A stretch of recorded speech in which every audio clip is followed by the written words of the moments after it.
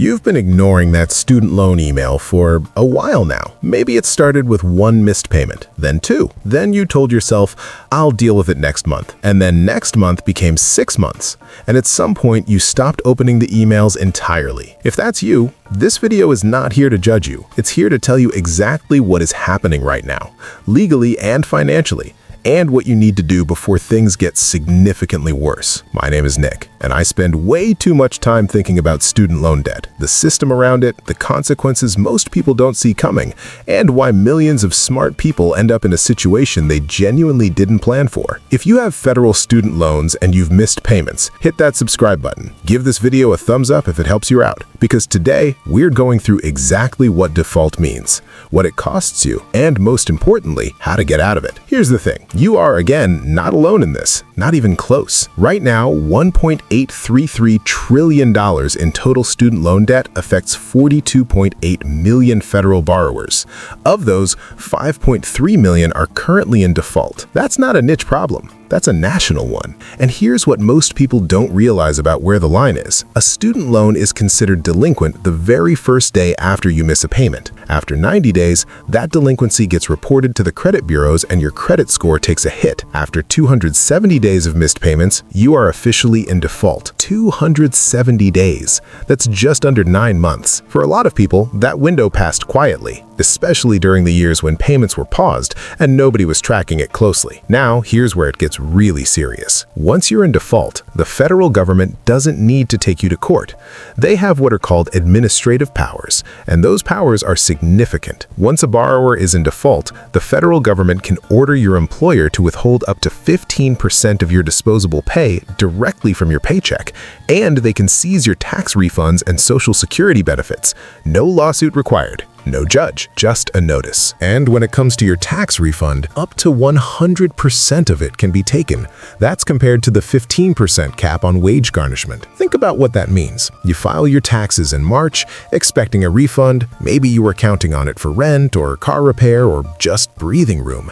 And instead of that deposit hitting your account, it's gone, intercepted, applied to your loan balance without a single phone call. Finding out their entire refund has been taken can be a severe blow, said Betsy Myatt, president of the Institute of Student Loan Advisors. Many borrowers in default are struggling financially in other areas and often count on the refunds to catch up on other bills such as rent or car payments. Now you might be thinking, Nick, I heard collections were paused. Am I safe? Sort of, but only temporarily. On January 16, 2026, the Department of Education announced a temporary pause on involuntary collections, including wage garnishment and tax refund offsets. However, this pause has no defined end date and can be reversed at any time. This is not a pardon. It is a window, and the smart move is to use this window right now to get out of default before collections resume. So here's what you can actually do. 2 paths, both work. Path 1. Loan rehabilitation. Rehabilitation involves making 9 voluntary, reasonable, and affordable monthly payments over 10 consecutive months.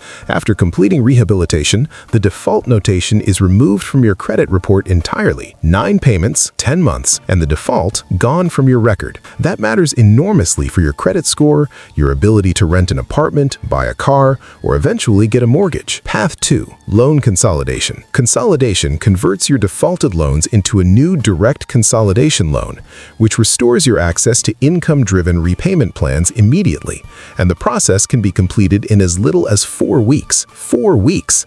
That is the fastest route out of default that exists right now. The trade-off? You may lose progress on any forgiveness timeline you are tracking, so check that before you consolidate. Look, I want to be direct about something.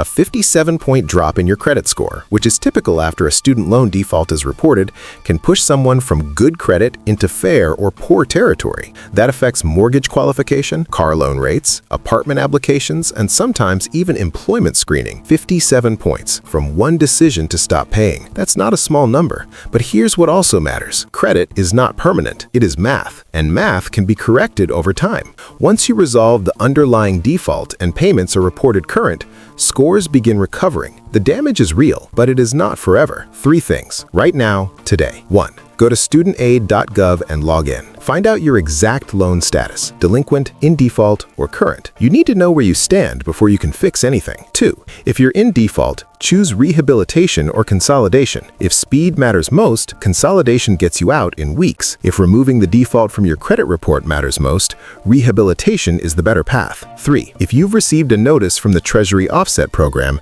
you have 65 days from that notice to stop the tax refund seizure by entering a repayment agreement or filing a valid objection. That clock is real. Don't ignore it. The student loan system is genuinely complicated right now. Repayment plans are changing, collection rules are shifting, and the window where collections are paused won't stay open forever. You didn't get here because you're irresponsible. You got here because the system is confusing, and the emails are easy to ignore, and life gets in the way. But now you know what's actually at stake, and now you know what to do. Go log in, make the call. Start the 9 payments. You've got this. If this video helped, drop a comment with your loan status right now. I read every single one. Subscribe, because next week we're talking about income-driven repayment plans and which ones are actually still available in 2026 after the new bill passed. Most people have no idea what changed. See you there.